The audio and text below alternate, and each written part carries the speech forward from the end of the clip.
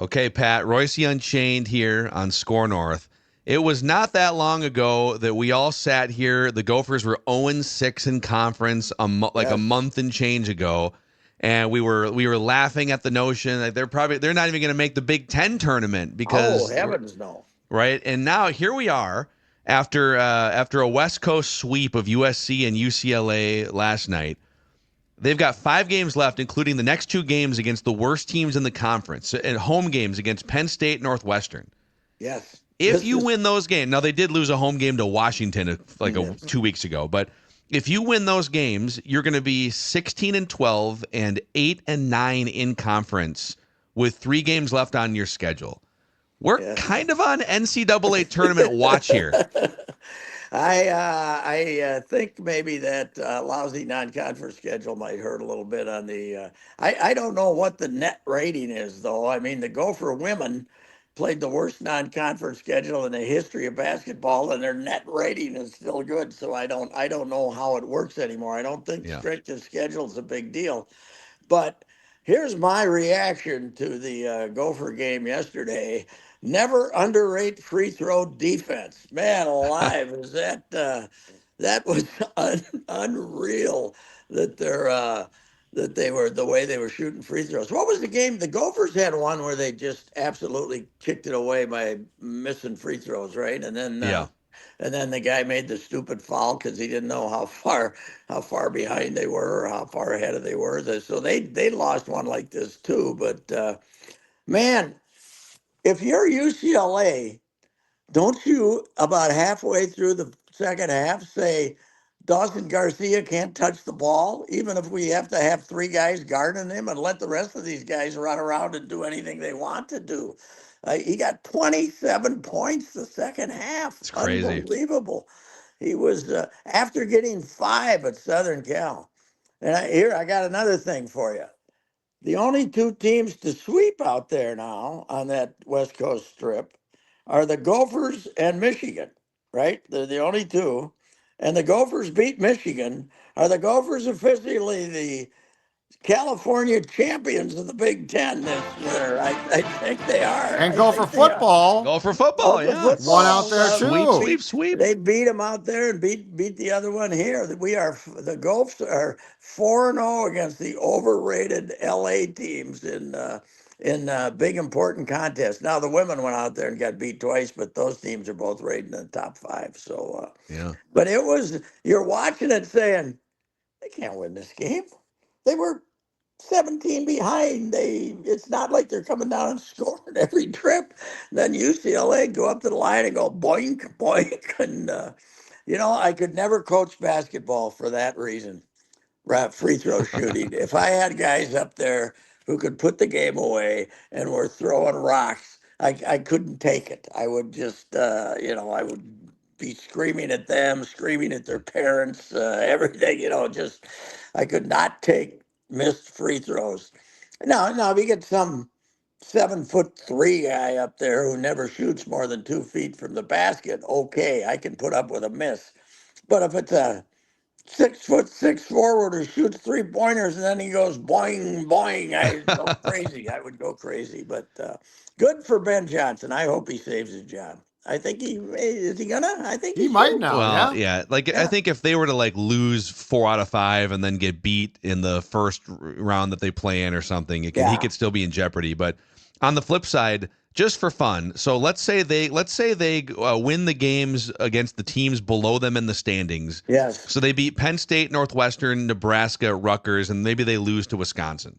They Hmm. already have the Michigan win, the Oregon win.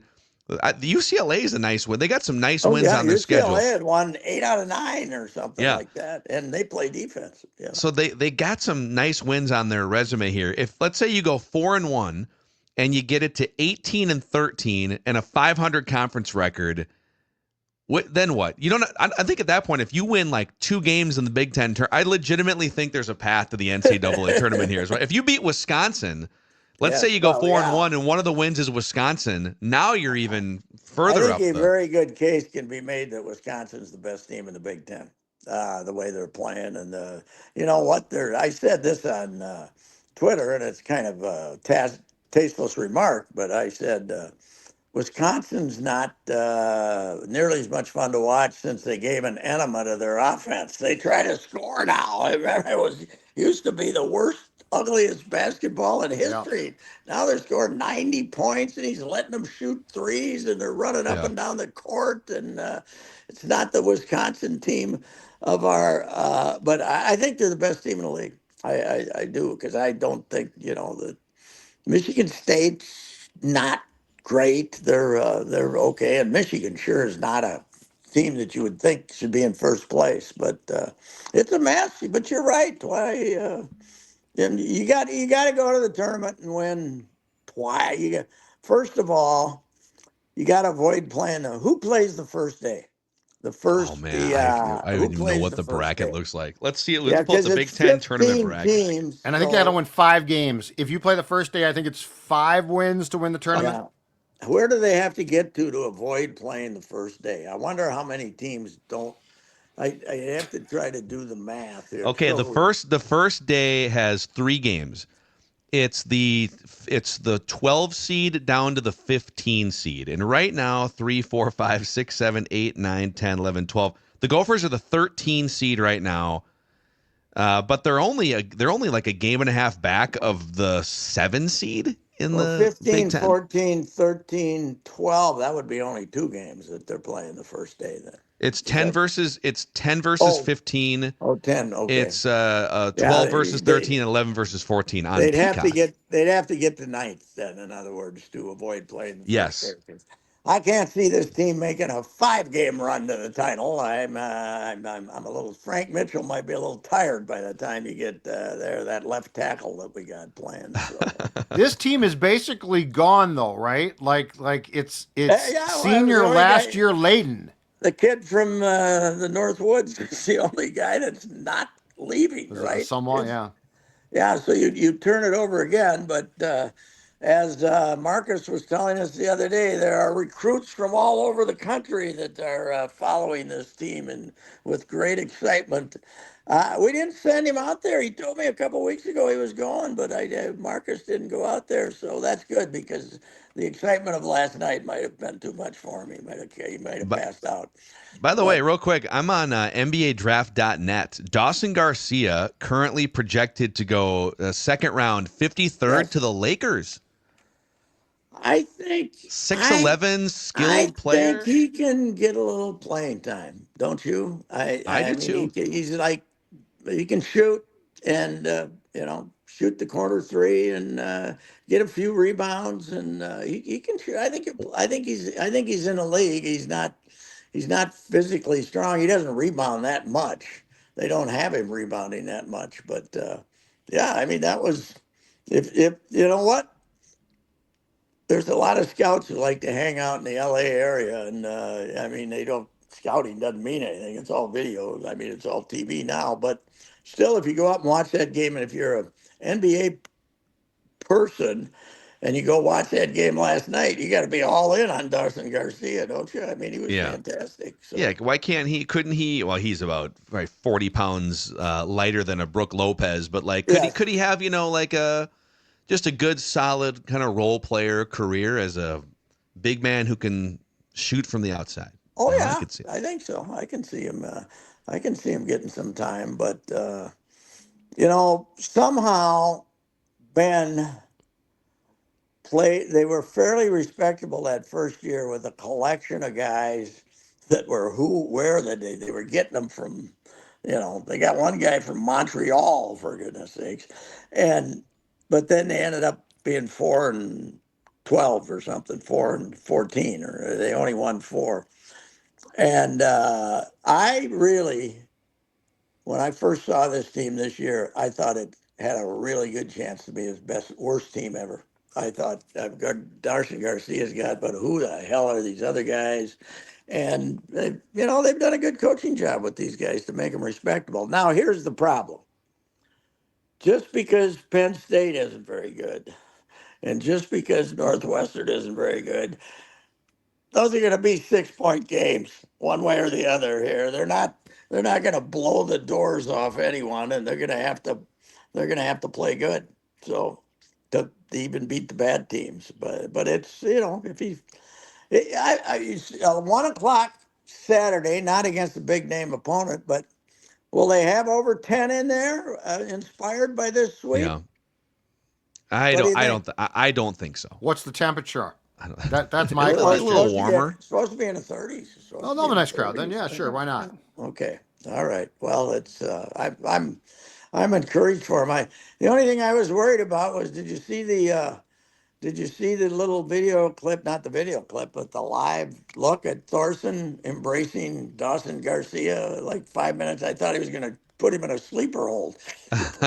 Looked like Greg Gagne and Bobby Heenan. He was like this. It was he was extremely excited. But yeah, it's great, good for them because I mean that what was it at one point? They're down 17 and they had to be shooting like they had 13 points with 8 minutes to go in a half or Both something. games, right?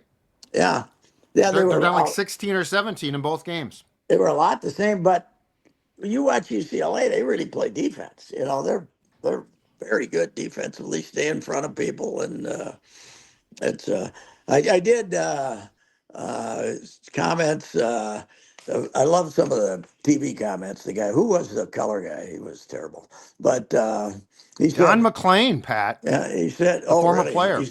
He said, well, this is a very tough place to play, Paulie Pavilion. Oh, no kidding. UCLA, he said something like UCLA has a very good record in this place. I said, okay. Well, yeah, they only won 14 national championships, but yeah, it's a very tough place to play. You're right. And they most of the time they were winning the 10 in a row. I think they were in Paulie already. Paulie's got to be what, 50 years old at least, doesn't it? At Paulie Pavilion, yeah, at least Yeah. 50 years old. It's probably Yeah, like 'cause, 65 years old by I now. remember when it was built, though, it was like a big deal. This new arena. But you know what? Back in the day when they were going to a national tournament all the time, you know where the regional tournaments would generally be played? Pauley Pavilion. back when it was back when they had the home court, and they also had you know the officials that were in their pocket. They what was it the 80, what was his name, Red something, but Red, there's famous stories about him being basically the guy who was the head of the committee that assigned the officials, and he'd be sitting there on the sideline, and it'd get real close, and once in a while they'd say, "Watch it out there, fellas," or something like that. So they were they were tough to beat only because they had the best players in the world, but they also had the three guys, the two guys with the stripes back then. You only had two officials back then for most of those years. Yeah. Hey, Pat, on the baseball front, in the last few days down in Fort Myers, we've had Derek Falvey and Rocco Baldelli both throw out World Series verbatim. Hey, if you're not here to win a World Series, then take a hike. And Mhm. I feel like the Twins don't use World Series as a verbal goal publicly very often, but No, these guys are. I don't know what the thing is. Here's the most interesting thing I found. Bobby Nightingale doesn't make much up, and he's a dang good reporter. And did you see his rosters, Becky's story on what he expected the roster to be? I was very, Declan, you might have been too. He didn't have Edward Julian making the team. He had Brooks Lee making the team, which kind of surprised me. And he doesn't just make that out of whole cloth. So No. there must be some information floating around that if Eddie doesn't show them something this spring, he's going to be back in St. Paul or traded or something It like that. also feels like, and Bobby had the starting rotation projection too, and I think the Athletic did the same. It looks like Simeon Woods Richardson is the lock to be the fifth guy behind Chris Yeah. Paddock and Festa actually starting. And now I think it's a good problem to have. They have two very promising young pitchers, but I feel like Festa's stuff is the more intriguing one. But that is another one to kind of watch as spring Yeah, training unfolds. I like Festa better than Simeon Woods Richardson, and I like him a lot better than Zebby, and I like him better than Chris Paddock because he's gonna. If you send him to the mound on in April, you probably get 25 starts out of him, and when you send Chris Paddock to the mound in April, you get 12. So that's Not according to yeah. Paddock. He's going to start 30-plus games, Pat. Yes, that's right. Chris Paddock. If you don't, Chris Paddock says Chris Paddock is going to Yep. start That's 30 right. some games. Chris Third Paddock person. knows what Chris Paddock wants. That's the one reason to have him. Hope he stays around, because I love guys who talk about that's the big reason we loved Herschel, because he talked about Herschel, right? And we don't get many of those third person guys. No. Not anymore. Anyway, Bo it's a big Jackson was reason. one at one time, right? Oh, Bo was great. Bo was Bo third person knows. guy. Bo knows. But then Bo was two different people. Yeah. I mean, he was merely the greatest athlete who has ever walked on the planet. That's in my opinion, Bo Jackson. That I guess I was there when he hit the home run in the All-Star game, and we thought it was going to go to the mountains, he struck out 200 times before it was fashionable, but he was unbelievable. Was he the first guy to ever break a bat over his knee, or was he the first guy to make it really famous? Yeah, he might have been, but he probably did it more effortlessly than anybody else. We had a few, old white guys in the '50s who get mad and they go, "Ugh," take them about Looked 10 like a damn minutes. toothpick with Bo Jackson. He snapped Yeah, like a toothpick. Who's the first guy to try that and fail miserably? It's happened. It's probably happened recently too. break End his up, leg. end He up, fell. end up hurting his knee and stuff like that. Yeah, trying to do that. I've seen a couple, I can't remember who, throw it down and hit the plate and have it bounce back up and hit him in a body part and hit him in the head and stuff a couple of times. It's those things are dangerous. Those bats, you don't want to be just flinging them around. I don't know what. I was. Did you see Manfred's quote about he's very worried about the difference in pay, but there's not a damn thing he can do about it? I Phil and I we were talking the other day, they got to have aprons. They got to go to aprons, don't you think? That's it. Yeah. Well, that's. I mean, well, yeah. You could do aprons in lieu of a salary cap. Yes. The NBA has both. There have been some. I mean, you pay more money in when you hit a certain point. The luxury tax is kind of if you have owners that don't care about paying more money, you need other restrictions for roster building, which is what the NBA put in. To me, you get aprons. You get to a certain point, and you can't participate in the international draft. You can't make a trade at the trade deadline or something. Yeah, you can't, and you start losing. Okay, you lose your first two rounders, then you get to higher. You lose your next five, because more than ever in baseball, with the analytics and the showcases and everything, it's the high draft choices that are making a difference in the game, along with the Latin American players, but. Mm-hmm. And now Japanese, but the draft is more vital now than it was like 30 years ago, when they were just saying, well, I saw this guy once out in South Dakota, let's draft him in the second round. They don't do that anymore, and it's very accurate. And the number of when you look at an all-star game and where these guys were drafted, it's the draft is very important. You can start taking away draft choices. But the key that we don't talk about enough is that there need to be penalties for falling below the aprons as well. Yeah. So because we fixate on the Dodgers, the Yankees, yes. But when you look at these teams that decide not to spend, that's the ridiculous thing. So those teams need to be incentivized and have a reason to spend. To be an owner in Major League Baseball, and if you want to, like Tampa, if you want to have a $35 or $40 million payroll, well, you don't get to own. Put it on the market, because it's got to be $100 million or something. You got to spend $100 million, something like that, because listen, these guys got an outdoor stadium in a cold weather climate, meaning. In April, we're now closing the upper deck because nobody goes sits there. May's empty, and they're going to sell for $1.4 billion. So anybody who's got a franchise is going to get over $1 billion for it. And if somebody pays $1 billion, they're not going to have a trouble paying $100 million payroll or something like that. So yeah. That's fair. I don't think you're probably never going to get enough owners to agree on like a strict salary cap structure where, like in the NFL, it's such a tight.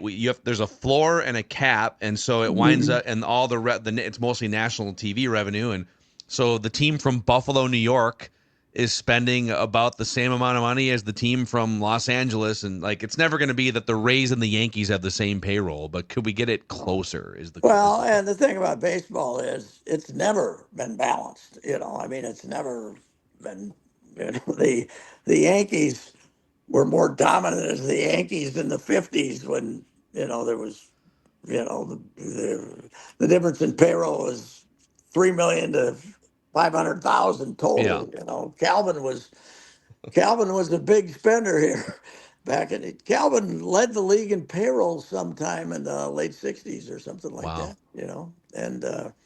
And trouble with Calvin is he didn't make a real good adjustment to free agency as far as that was concerned. But you got to do something. I mean, it's the public is turned off right now. Baseball. It's not just the game itself. The pace of the game, obviously, is, but just the idea that your team doesn't have a chance is. The fans that should be disgusted is Cleveland. They were in the damn ALCS, and they went and got rid of Naylor, and Judd and I talked about this the other day for no reason. What do they? They can spend a little money. They drew well last year. What's going on? I don't know. Yeah. But Manfred's got to do something, and it's nice that he's aware, but he's also, as he said in his comments, he's afraid to take on the Dodgers. So yeah. Well, Judd was trying his best to give $120 to the Twins payroll yesterday, but the Twins TV link was broken. So. Oh, really? I don't think it's broken. I think it's a Judd computer problem, guys. Okay. Oh, okay. Well, some way it's, I think if you make this a big announcement, you could now order Twins TV. It better be working. Because listen, here's the trouble. Judd is on the very young side of the Twins fandom that's trying to get on there. You got people my age, and I'm a technology savant to compare most of these 75-year-old idiots. So, I think what they should do is check. You can check demographics now in the house, who lives in a house, right? What the age is. And, just go up, knock on the door and say, this is my credentials, blah, blah, blah. Can I help you hook up the Twins TV? Or go to the senior, not the senior home, but the senior place, the development high rises there. Yeah. Send players out. Go door to door. It's Ryan Jeffers. I'm going to hook up Twins TV so you can watch me every night at 7. That's right. That's what they got to do. That's what when my mother-in-law, who's not with us anymore, God bless her soul, big baseball fan going back to Milwaukee, and she was having memory problems.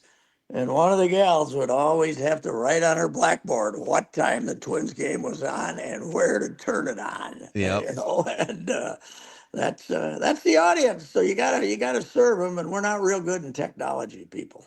Yeah. No, it's twins.tv, folks. You just got to go to twins.tv. You'll figure it out. On what? How do I do that?